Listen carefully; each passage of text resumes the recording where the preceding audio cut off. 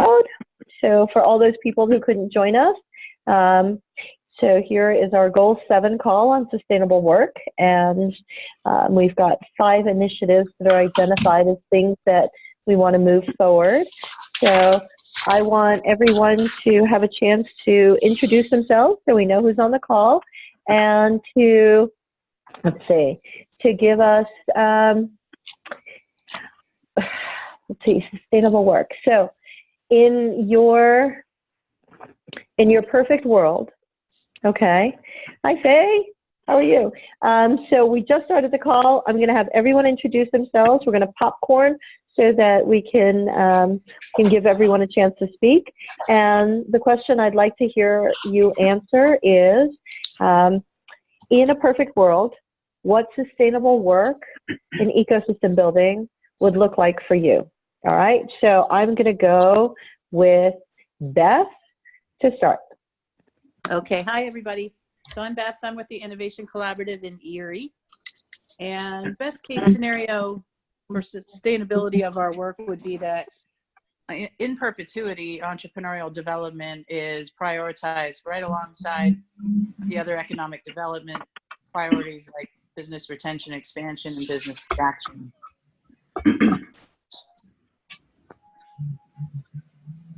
And I will popcorn to Tyler.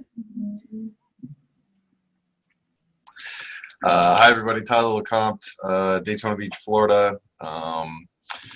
I see sustainable work for me looks like basically just equal rights, you know, for entrepreneur ecosystem developing as opposed to regular economic development.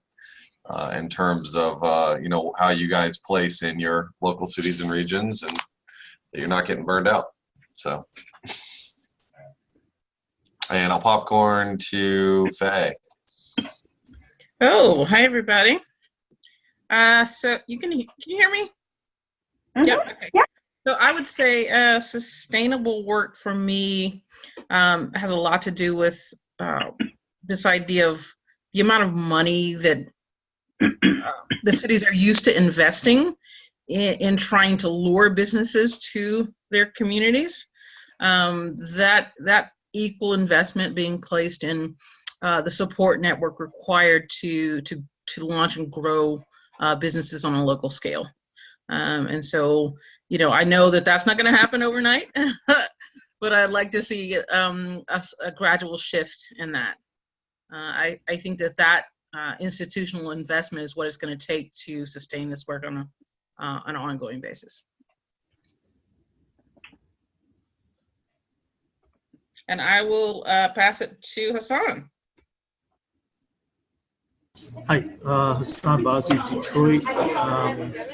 Sustainable work to me is not having to worry about money and being able to focus on what we do and get better at it every day without having to worry about money.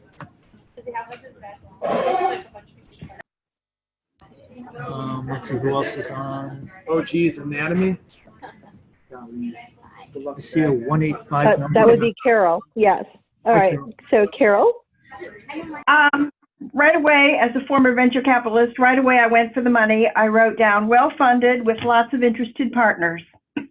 That partners not only provide funds, but also energy and inspiration and work power and vision. Okay, that sounds great. Tell everyone who you are and where you are. I'm Carol, founder and head of the Illinois Incubator Association. I think we are probably the newest state incubator association of the 21 associations that we know of. And we're pretty new. We're just kind of in a launch mode as we speak. Okay, great. So I'm going to see if I can be successful in sharing my screen. For those of you playing at home, we are going to look at sustainable work. So you'll see that sustainable work, we have a definition about developing professional recognition, resources, social proof, and ecosystem builders. So as you can see underneath the description of the goal, And for those of you at home who are not on the video, there's the email draft that we sent out and the email that you received before the phone call. Otherwise, I will definitely follow up with that information as well. So what happened between the last ESHIP Summit and today is that we convened several ESHIP champions, some of whom are on the call, and the ESHIP champions helped refine further the language in the definition that you see around what the description of the goal actually is. And that's being fine-tuned, and that will be released soon. The other thing that they did was they took the process of everybody that attended the last ESHIP and parts of the ESHIP community started to submit initiatives towards these goals, what they thought was something that we needed to do in order to move this goal work forward.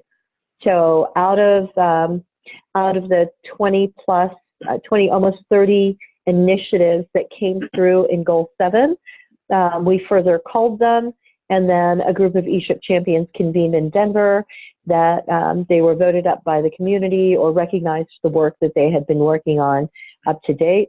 And they recognized that these 5 things are the things that we really need to work on in order to, I mean, we have to start somewhere. So this is where we're going to start first.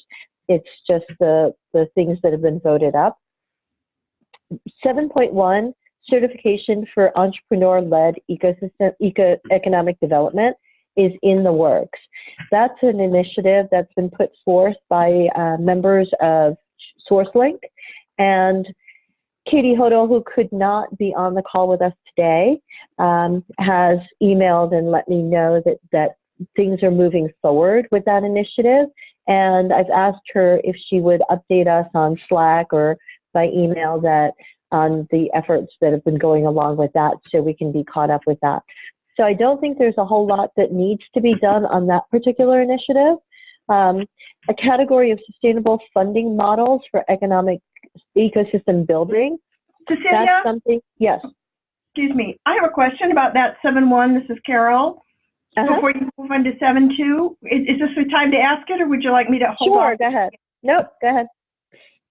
Well, I was looking at reading the paperwork on the certification initiative and thinking about there being a job description item further below, and was thinking, how far can anybody get on developing a certification program if we don't have a master job description first developed, so we know what tasks and energies we are developing and certifying skills for?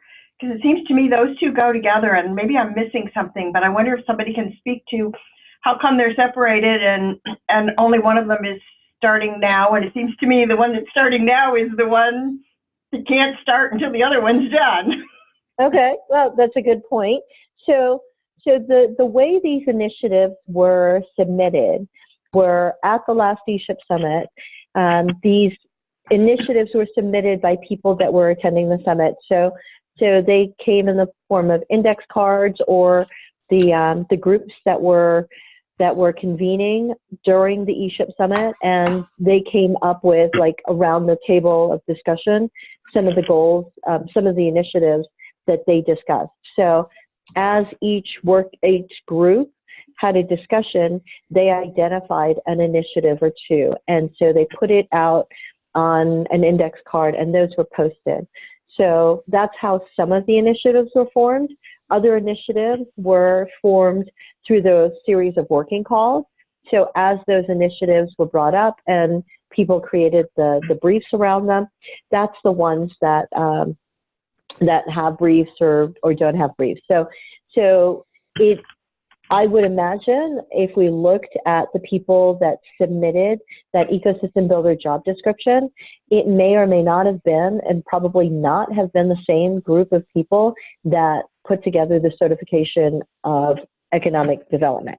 So that's why they're separate, because different people submitted different briefs, because that's where their energy led. And to your point now, if you're looking at this, and that's part of the reason for these working group calls, is to say, Well, if you see that ecosystem builder job description is an integral part of the certification for entrepreneur-led economic development, then I would have a Slack conversation or a conversation with the people that are working on this initiative brief and say, I feel that's the same. Have you looked at the description of what the entrepreneur-led economic development looks like?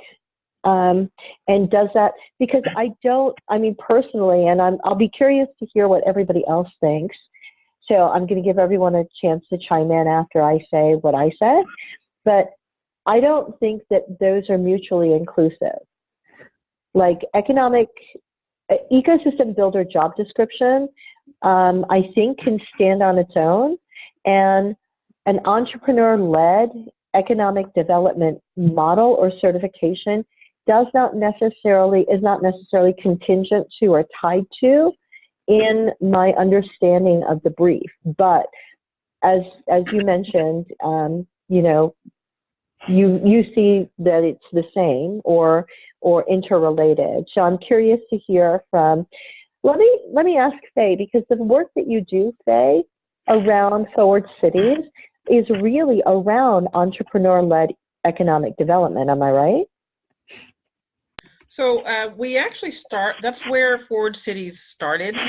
We have since pivoted this year and released a new mission wrapped around the fact that we're heavily leaning into the entrepreneurial space now, not so much towards economic development, but more towards entrepreneurial ecosystem building.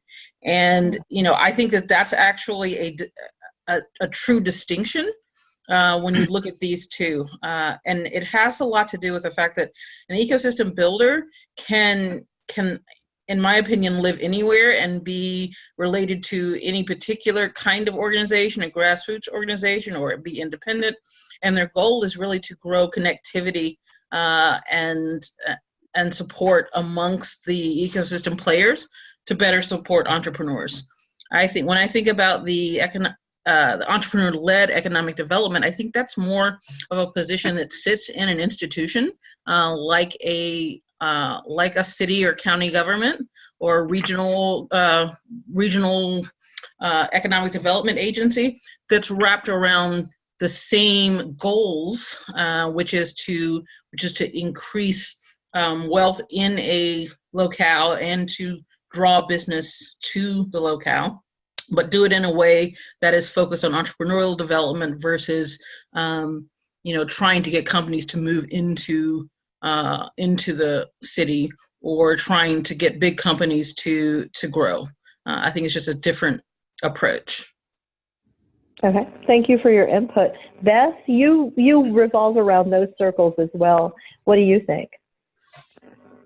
Well, again, as far as the ecosystem builder role is concerned, there's so many varying roles that can be called that, and I think that's what this young lady just mentioned. But I am in between both, where I'm an ecosystem builder in trying to make the connections and let the community know why entrepreneurship is important, and let people with ideas know that there are resources out here for them.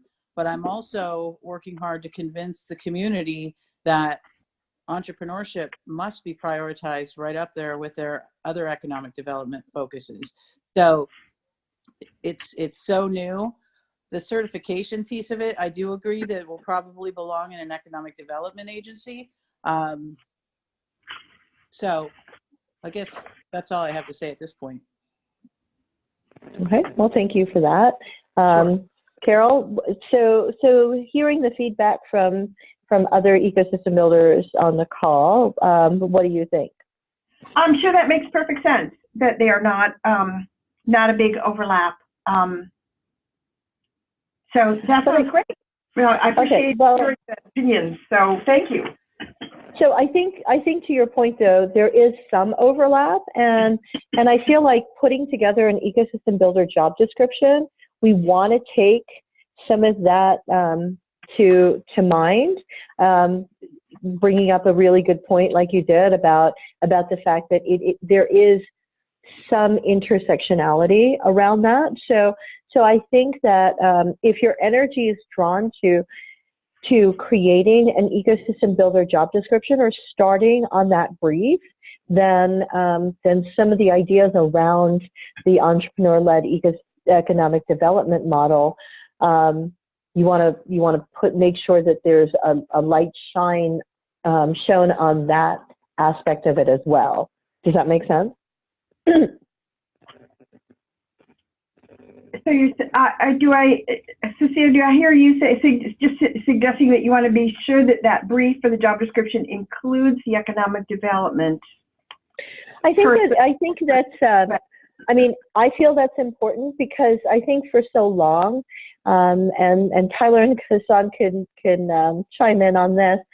For so long, we've been like the rogue kids in the schoolyard, and we don't play the old school games kind of thing. And so it's kind of when we talk about entrepreneurship and economic, like ecosystem building, it seems like we're anti-economic development, where I think that kind of exclusive language isn't healthy for all of us, right? Economic developers need to see how, in my opinion, they need to see how they fit into ecosystem development, as opposed to it's us versus them, it's old versus new. You're just going to go away, and this is the new iteration. I think that it folds over into the new economy, right? So the new economic model is an evolution. And that's the language that we've been trying to embrace, is that ecosystem building is the new evolution of economic development. It's not the industrial age model and what's happening, so that we can embrace the gig economy and remote working and all those things that are happening today that don't fit into the industrial age model. We're just evolving that along. But to that end, in order to bring it along, we still have to have traditional economic development people, chambers of commerce, government divisions, to think that they're part of this ecosystem. So I'm curious to hear Tyler's nodding his head, so I'm going to let him voice his opinion too. Sure. Well, to the first point,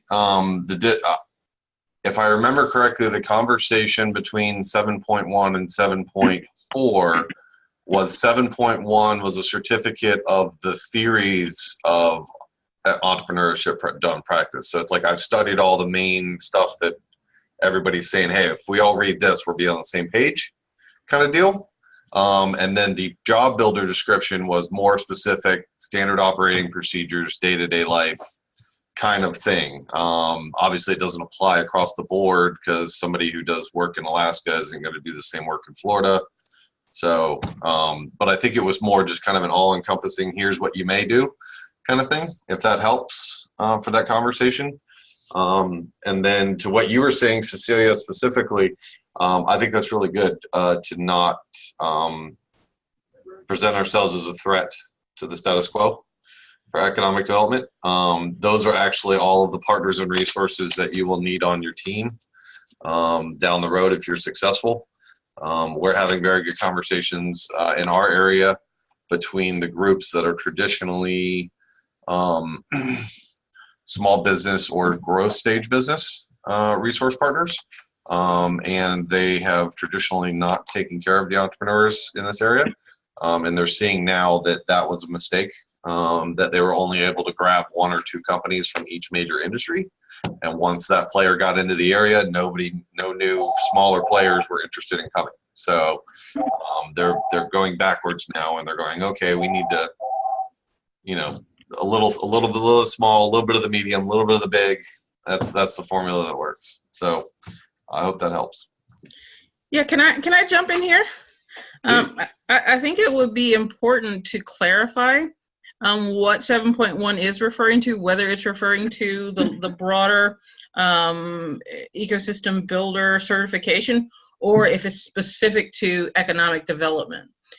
Because I think both could turn off the other set of people if it's not shaped correctly, right? So if you are talking to and trying to convince economic development offices to sign off on something like this or pay for a position, it can't be entrepreneur-led, because that's not the way those type of agencies function or could function, because they have to make institutional decisions. So they could be entrepreneur-informed or entrepreneur-based, but it could not be entrepreneur-led. And I think that's just the reality of the way institutions and agencies function, right? So being realistic about that. But if it was broader ecosystem building, that I think it should be just an ecosystem builder certification and not specifically have the language of economic development in the title. I think that's, yeah, no, I think that's an excellent point. So from the conversations that I've had with Kate, she says that they've been in discussions with IEDC. So it would be, in my opinion, that, I mean, obviously, if it's IEDC centric, then traditional economic development. So that would be a great conversation to continue to have with them. So let me tell you a little bit, for those of you who have heard me before, hopefully I get it. It's going to come out a little bit simpler and smoother. So these 5 initiatives, having been identified as a great starting off point for us to get closer to the summit, a model that we can present and become investment ready for the ESHIP summit that comes up in May. And when we talk about investment ready, we're talking about organizations, national resource providers, be it organizations like SeedSpot, Village Capital, Co-Starters, things that have programs and initiatives, or foundations like CASE and Kauffman. So investment can be in the possible personnel that they can put towards it, or some bandwidth, or some finances. So what we want to do is get these 5 initiatives closer to something that we can present. To that end, we've been given the opportunity that as we flesh out what a brief looks like under each initiative, that we'll be able to, in 2 weeks, present it to some of these national resource providers and get their input on how it's looking, what else it needs, what we need to tweak, or what we would need to do to have it investment ready for them to put in. Does that make sense? Are there any questions on that? So basically, it's giving us the opportunity to have somebody look at our proposed RFP and help us tailor it so that it is more investment ready, which is a very interesting and unique opportunity. So what we want to do is have all of these fleshed out. I think 7.3 makes sense for the ESHIP champions to start working on.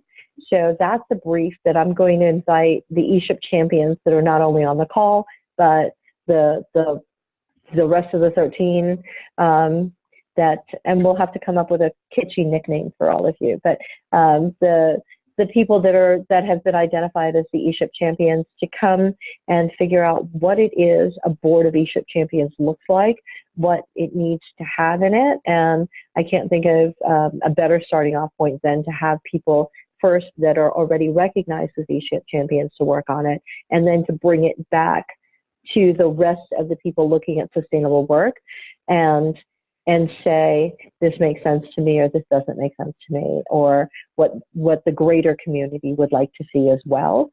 So, to start off that initiative brief model. Carol, if your energy is directing you towards the ecosystem builder job description, we definitely need a brief on that. Professional development, training, professional development, personal development, burnout, and sustainability. Those are really important, but it seems like really huge to bite off all at once. So I'm curious to hear people's feedback on 7.5. And I have no one to call on, so I'm just going to leave it up to whoever pops in and says something.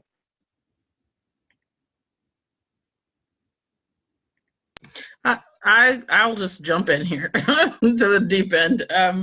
I think that that professional development seems like an interesting place to possibly start, because it can be taken piecemeal. And so there could be this idea of, here are the kinds of courses or the kinds of information that you want to make yourself aware of if you're beginning this work. And so here's like the top 10 books to read. Here's the, top 10 videos to watch, just to familiarize yourself with the space and the emerging field, something of that nature, for people who are unsure where to start if they're interested in this, or if they're starting to dabble. I think it grows from there, because I think a lot of it will have to do with the other pieces that have to come first, which is the job description, right? So once you have a job description that you're working towards, then you can begin to truly design training towards it. But until then, I think it's just that what are those things we already know exist that are helpful to ecosystem builders, those resources, I think would be a good place to start. All right, that's a great point. So, so does anybody else have something to add? No, I see shaking heads. Hassan, does that seem like a lot of, or is it just me that when you talk about training and development and burnout and all of those things? No, it seems. It seems like a lot. It seems like a lot of stuff. I'm also just something Carol mentioned earlier. When we look at the initiatives, I think they're not in any sort of order. So we're coming up with the job description first, we're then looking at certification. These aren't in any particular order where one has to come before the other. They're recognized as things that are completely necessary for sustainability of this work. So that's why they were set up as individual rates.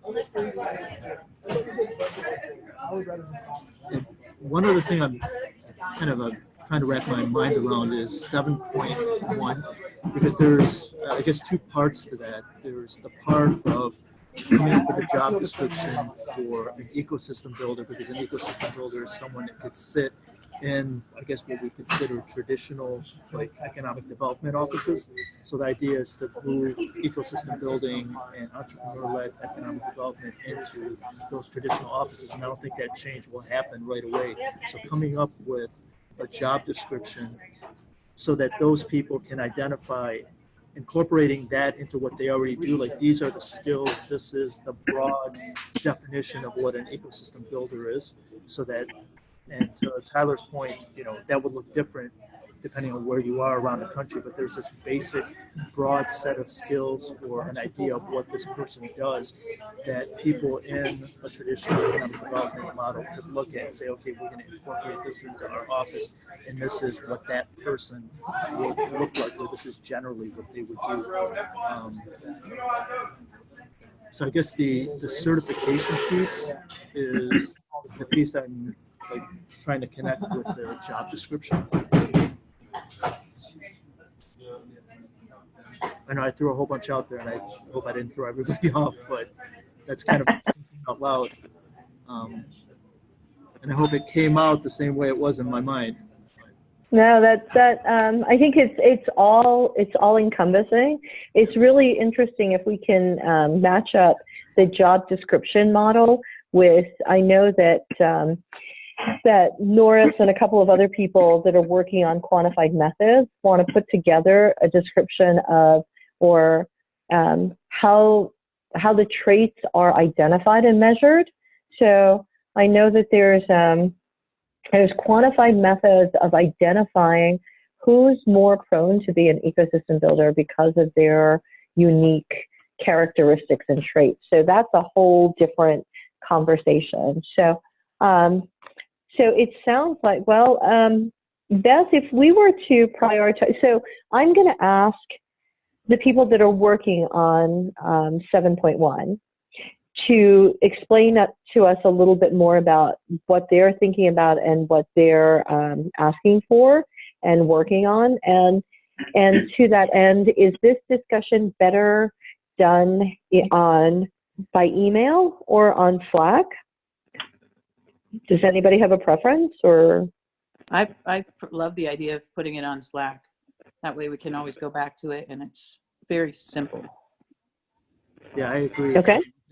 We can track it and keep track of the conversation, and it won't get lost in a whole bunch of emails. I do have this is Carol again. I just to the point made a couple minutes ago about which should come first. I do have, let's see, how do I want to say this? Concern is too strong a word, but I do have a worry that if we wait for the job description to come first before the certification program, that just might be some kind of an artificial delay that I'm not sure. I don't know how to work around that. It seems to me, and I one of the ways to get the job description information compiled is, if not the summit in 2 months, the summit in a year and 2 months, to have a whole bunch of people who are there to chime in on survey forms or a webpage form or whatever about elements of their job description, so that we're really tied into real world variations and real world subtleties. And I would, if indeed the group decides that is eventually the best way to compile some of the core info that rolls up into a job description, I'd hate to see the certification program delayed until... I don't think that that's going to delay, because the 7.1 people are just proceeding regardless, right? So it's not delayed them to date. And I think we live in the world of this and not either or sequential. Unfortunately, ecosystem building happens all at once, all over the place. It's messy and it's complex, and there's not a structure or a sequence to all of this work. And so things are going to happen in the order that they're going to happen. So nobody from that's working on 7.1 has waited for anybody to put together a job description in order to work on that. So I think that I want to allay your fears in that anything would be held up. So, but to your point, I don't know, we have to think of a job description. I think one of the things that I want to throw out there in looking at a job description is, to what end? Like the job description of an ecosystem builder. Are you going to use it when you hire an ecosystem builder? Are those traits that you're looking for? Think about what the purpose of this job description would be. Is it to tell our story? So Tyler's working on storytelling with Jeff and Avery and myself. And so I know that storytelling is a really important part of trying to convey our message and the importance of the work that we're doing. And is that taking, like Jeff Bennett's article on ecosystem building, and pulling out traits and skills and things that he's identified and asking the greater community. So you as an ecosystem builder, what do you see as the thing that you work on first, or the things that you keep top of mind? That kind of just, like, how does that fit into your description? I'm an ecosystem builder, but I have some unique responsibilities for this community that won't translate to other communities, right? So, but things like the mantra that we've expressed to all the ESHIP champions, to cause, not do, that's some part of a description of an ecosystem builder. If you're an ecosystem builder, then you're causing and not doing. You're a catalyst and not necessarily the disruptor, right? You're the collaborator, you're the connector. So I think those are traits more than necessarily a description. I think if we wanted to put together a job description, we have to think about what that job description would be used for. Does that make sense? Yes. So if we're going to put together a brief about an ecosystem builder job description, then what lens do we use to do that? And the person who probably put that title on an index card and posted it up there, maybe thinking something totally different than the 6 people on this call. So, so where do we start? What do we do? I think you just pick an approach and you proceed, and then you have collaborators that join in with you. That's the best goal, right? You know, I think you're exactly right, Cecilia, and I think that an interesting place to start could be, and it could be because this is the way I started, and I think a lot of us did, is building it as an independent role, as if you were working for no one, you had no ties or allegiances to any body or organization, and so if you were going to do this work and do it to the best and fullest of your capacity, what would it look like, and how would you behave? What would you get up and do every day, every week, every month? And I think you start there, and then it takes on spins based on who are the stakeholders that are paying for it or have specific goals. But I think you have to start with a clean slate of this is entrepreneur first. I like it. I like it a lot. Beth, I haven't heard from you in a bit. What are your thoughts? I was just nodding. I love that. And it's so true. And yeah, I'd be happy to work with someone on that brief to just walk through that. If you had all the money that you needed and these are the things that we would be doing every day, every month, every year, and these would be our outcomes, I think it would be fantastic.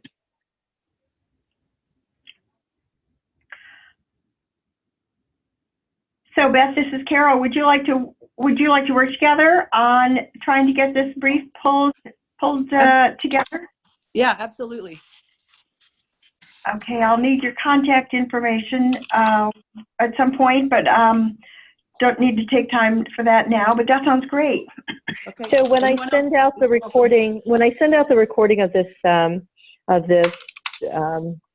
this call, I will also send out the follow-up notes on who's working on what, and also ask the people working on 7.1 to chime in and update us on what's going on. Tyler, you have something to say? I was just typing, but I was thinking, would it be beneficial for the purposes of developing the job description? Because if we're going to potentially do it as a combination of everybody's job description, right? Like we're gonna look and see. Would it be beneficial to create a web form where people can easily kind of copy and paste some of the more common sections, you know, of a job posting or a job description or their contract or whatever, to say, hey, you know, just copy and paste here and submit, and all that we could generate that onto a spreadsheet and then have a database, you know, potentially most of it is compiled by ESHIP, you know, but also use that to then say, here's what we're seeing so far, please add in, you know. That sounds like a really good idea. I think a central point. So since you suggested it, I'm going to ask if you will start that document, and we can save it into the ESHIP folder on Google Docs. Okay. Then we can put a link into Slack, and we can also link it on the email that I send out to everybody as a follow-up, so that people can just tap into it. And if it lives on the ESHIP Champions Google Docs, then we'll be able to kind of watch it and make sure that it has some life. So, okay. All right. Let's see what I can do with that. Okay. I've done that. This is Carol again. I've done that kind of project before and discovered the hard way that there are maybe 2 ways to do that. Maybe there's more, but there are 2 in my mind. One is to just have everybody, paste whatever they want to paste in, and then whoever then is processing all of that input gets to wade through many duplicate thoughts, duplicate ideas. Sometimes maybe some things are mentioned 25, 35, 45 times. Manual labor then needs to be invested into kind of doing the roll up to what the core might be. The other side of doing that is to have something posted on the web form that becomes maybe a straw man, and for people to only submit things that add to or are different from, so then that minimizes the staff job of doing the roll-up because there's a whole lot less duplication. Okay, good Am I point. saying that? Does that make sense the way I'm saying it? Yes. So do I hear that you would collaborate with Tyler to make that happen, Carol? Sure, I'm happy to. Okay. I mean, I don't know where we get the straw man from, but if we if he and I talk about how a straw man might be presented, we can at least have a placeholder for it, and then have we still have to have the decisions made about where we get some real world core information, whether it matters that we've got a summit coming up in 2.5 months or not as a source for some info. You know, the summit in 2.5 months is just kind of a milestone, but not a stopping point. It's just an opportunity for us to pause and be able to share collectively what progress has been made and see what needs to happen next. So the whole idea of getting together is also to convene and do the things that we can't do remotely. So that's the other important part of getting together at the summit. So I don't want you to think of we're just working to that end. You know, we had a conversation with Victor when we were planning this summit, and Victor was talking about how we're in this pivotal point in history where we're evolving that economic development model. And so he says, I want you to know that as this work is hard, it's complex, we're just kind of stepping out into it together. And some of the things that you want to keep in mind is this is 20 and 30 year work. We're not going to solve it by the next summit. Mm-hmm. So that's really important to remember, that we don't have to have all the answers. The other part is we're going to get it wrong.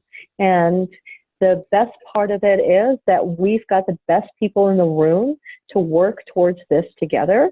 So that's what we're working on. And that's that collaboration, and we're moving things forward a little bit at a time.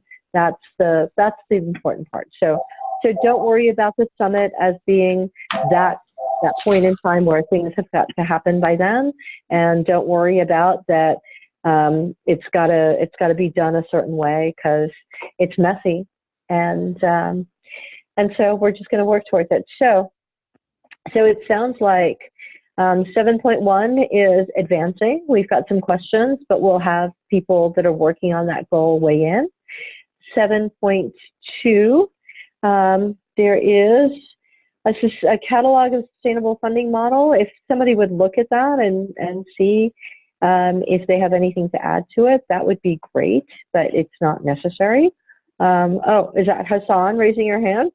Okay, great.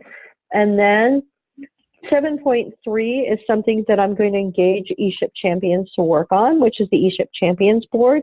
So we'll start with ESHIP champions talking about what a board would entail, and then we'll present it to the wider ESHIP community to weigh in on.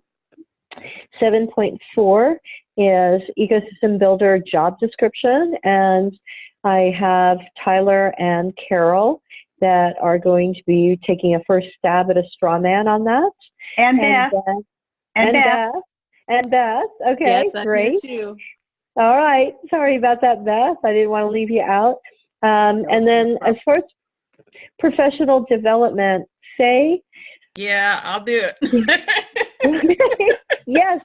Excellent. I'll take a stab at least clarifying the importance of each of those things, and some sort of an initial description of what each of those might entail, and which ones probably are priorities over others. Okay. Excellent. So now the challenge and the invitation is to have all of you, we're going to pick a date in 2 weeks. So let's say if you were to have something that we could present by the 11th of March, Basically what I'll do is, and don't worry about it having to be complete or whatnot. We just want to get something started. So by the 11th of March, I'm going to take whatever's been submitted to date and get that to national resource providers and have them, we'll give them a week or so to have them kind of put their notes and feedback on the work that's been going on to date. And then we will, we'll come back and I'll be able to share back with you the things that they have suggested. And then it'll be time for our next call so we can further refine it. Does that sound like a plan? Sounds All good. right. Okay. Is there anything else that you want to discuss or have questions about that come to mind? Not necessarily just contingent on this call, but anything else? Yeah, I'll say real quickly, I think that one of the things, even though this one is really, there's a lot here, and these certifications and job descriptions, all of these are going to be pretty far out. I think it could be interesting, and I don't know where it sits in this, and maybe it sits in this training piece, but it could be interesting to have an ecosystem builder workshop developed based on what already exists from the ecosystem playbook. That could be an online resource that lives, that could probably live sooner rather than later, to be somewhere to point people as they're hearing about this work and as they're, because I think in the next 6 months, things are moving so fast, right? It would be nice to explore having something that is a tangible resource for folks that's, I don't know, even if it's like an interactive workshop that's like 20 minutes or 15 minutes or something. So anyway, I throw that out. That's a great suggestion. Okay, so David, who couldn't make the call with Co-Starters, is working on that along with some of the other people in the Co-Starters team. There is an ecosystem builder onboarding that's going to take place at the SCN Summit, the Startup Champions Network Summit next month. And some of us will be on at that, so we'll be able to chime in and what I can do. And I think that's a really great point, Faye. I think that model is being fine-tuned. And so besides David kind of leading the charge on some of that, I will invite him to share. I think they're going to do that at the NBIA conference.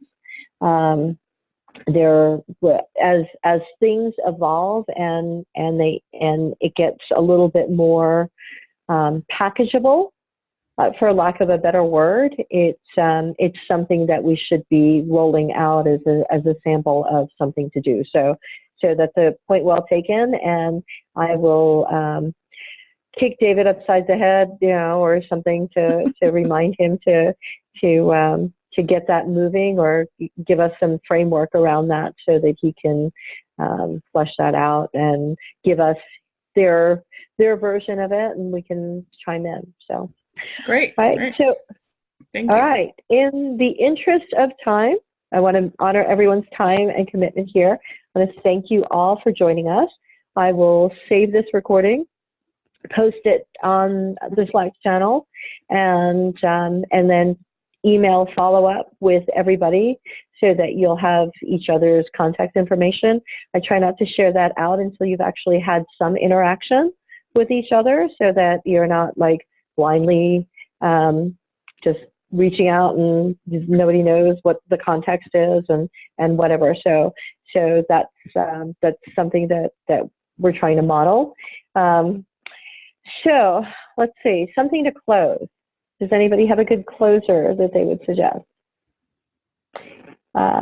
Actually, so I will share with you the mantra that I know some of you have heard.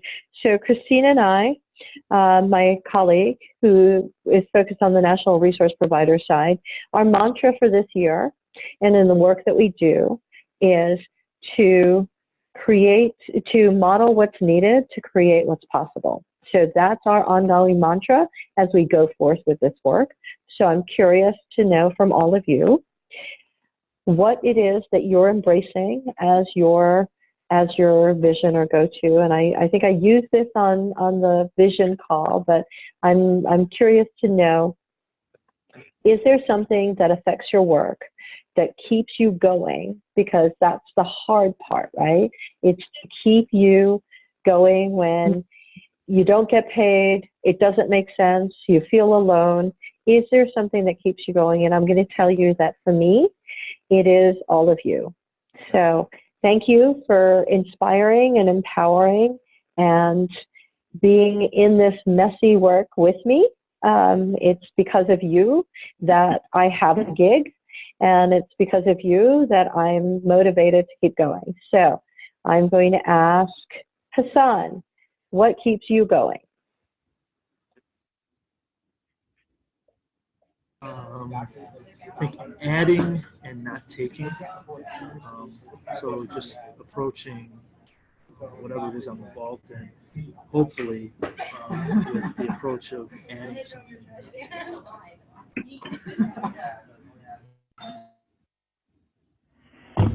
I see Tyler on my screen, so I'm gonna go over to Tyler. What keeps me going? Honestly, just meeting more and more people, meeting more people of the tribe. You know, everybody I meet, the next person's just got one more cool story, one more cool town, you know, one more cool project. So I just one more. One more keeps me going. So, and Beth. Am I there? Okay. Thank you, Tyler. What keeps me going, I tell you, I can have a day or a week where it feels like we're just pushing that boulder up the hill constantly. But then when I sit down across the table from an entrepreneur that just needs somebody to listen to them and make them feel valued, that is absolutely what keeps me going. And I can't see the screen, so I'll go to Carol. Well, I wish I talked before Tyler, but because Tyler said it all for me, let me see. I guess, it's certainly the people that this work, this role that I have, the magnet that is for really wonderful, interesting people who are doing exciting, challenging, forward-looking things that I get really jazzed about. Okay, and that leaves Faye. Yeah, so what keeps me going that's the entrepreneurs that I worked with in my hometown that were largely cut off from the emerging entrepreneurial ecosystem and the high-tech, highly scalable world that everybody felt apart from. And I feel like for me, being able to do work that ensures that there are zero barriers, that that all of these folks are recognized as entrepreneurs, that's it for me. Excellent. Well, I think that's a great way to wrap up our call. If you need anything in the meantime, you know that Christine and I can be reached at eshipgoals@gmail.com, and we will look forward to having more information on Slack and doing the work. So thank you very much. Have a great week, and we will talk to you soon. Take care. Bye, everybody. Bye. Bye.